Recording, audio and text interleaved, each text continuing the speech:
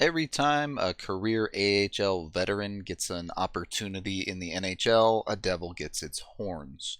But maybe more importantly, a prospect loses its opportunity to make a name for himself. Say, Nicolas Meloche, for example.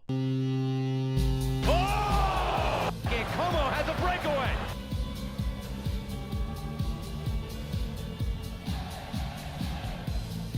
This season was Meloche's second-year pro, and honestly, he made pretty good on it. There's a reasonable argument that he was the best defenseman on the Eagles this season. Despite minimal power play time, no defenseman on the Eagles put in more goals than Meloche with 6, and only David Warsofsky had more points. Meloche had the talent and mindset to play aggressively in the offensive zone, and the Eagles often benefited from that. His talents didn't stop there, though. When he was on his game, he was certainly the most well-rounded defenseman on the Eagles, being able to provide more consistent production than a Marc Alts and more consistent defense than a David Warsofsky. This was a year where you saw Meloche take a lot of the steps you wanted to see him take at the AHL level. And yet, as far too often seems the case, the path was harder than it had to be in the Avs organization. Early in the season, you would see Meloche get scratched for random games here and there for no apparent reason. I honestly can't explain it.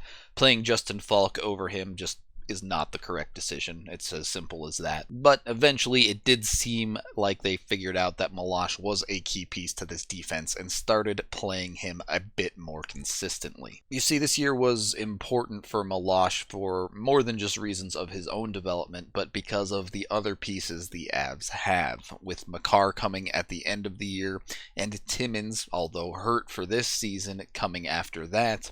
It was pretty important for the Avs to figure out what they had in Meloche right now. His first half of the season was quite solid, at least when he was in the lineup. It wasn't perfect. You would see some inconsistency in his offensive scoring ability, although much less than some of the players he was playing with. And on the defensive end, at times his decision-making would be perhaps a little too aggressive, or he wouldn't quite know where he needed to be.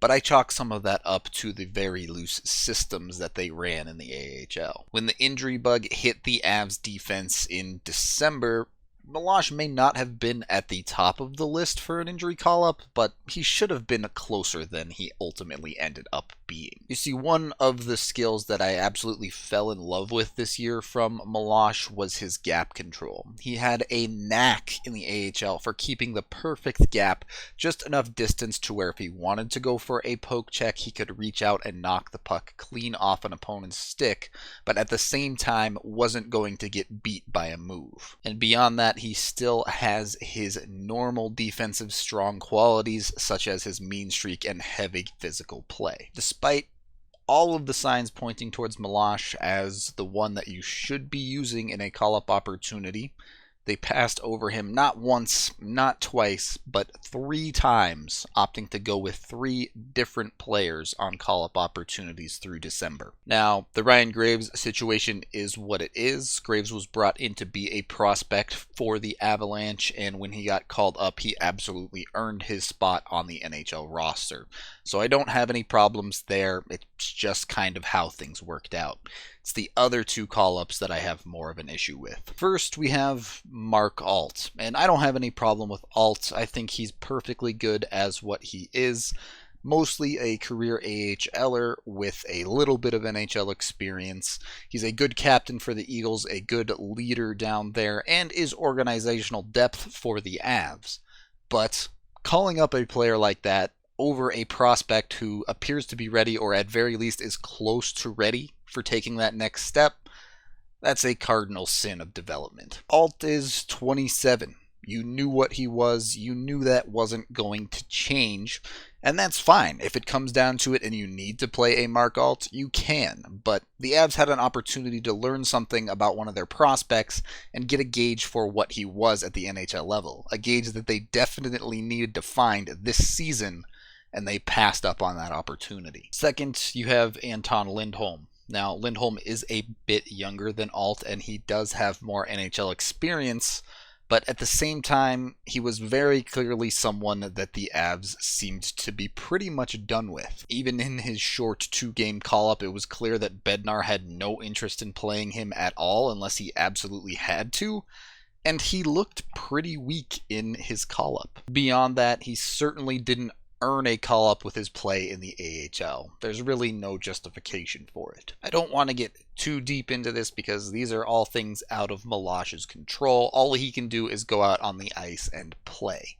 But man, it does feel like he got shafted a little bit this season with not getting called up. Maybe this was exactly what he needed though. As December ended and the season rolled into January, Meloche seemed to find the best of his game. He started scoring much more consistently and rounded off his game and looked like a defenseman that was ready to move on from the AHL permanently. Of course, by then Graves had already solidified himself as the call-up option for the Avs. Sometimes that's just the way things break. Meloche would finish out the season with the Eagles as one of their most reliable players and be a strong contributing factor in their short playoff run as well. Did Meloche play so well that you have no choice but you had to call him up to the NHL roster? No. But did he play well enough that he deserved at least a couple game look?